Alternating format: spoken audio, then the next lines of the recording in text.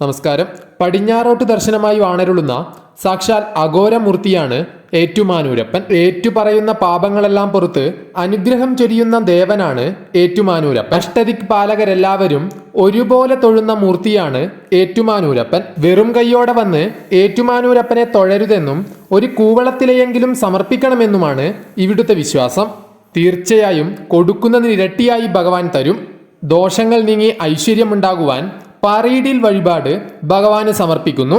5 പറ സമർപ്പിക്കുന്നതിന് ഐമ്പറ അഥവാ അൻപൊലി എന്നാണ് പറയുന്നത്. ഭഗവാൻ ഏറ്റവും വിശേഷപ്പെട്ട വഴിപാടാണിത്. നെല്ല്, അവില്, മലർ, പഴം, ശർക്കര തുടങ്ങിയവയാണ് ഐമ്പറയിൽ ഉൾപ്പെടുത്തുന്നത്. ആഗ്രഹപൂർത്തീകരണത്തിനാണ് ഈ വഴിപാട് നടത്തുന്നത്. കുംഭൈക്യത്തിനും ഐശ്വര്യത്തിനും വേണ്ടി നെൽപ്പറ വഴിപാട് നടത്തുന്നു. ശത്രുദോഷം മാറുവാനായി ശർക്കര പറയും, ദാരിദ്ര്യം മാറുവാനായി അവിൽ പറയും, രോഗശമനത്തിനായി മലരും, കാർഷിക അഭിവൃദ്ധിക്കായി പഴം പറയും സമർപ്പിക്കുന്നു.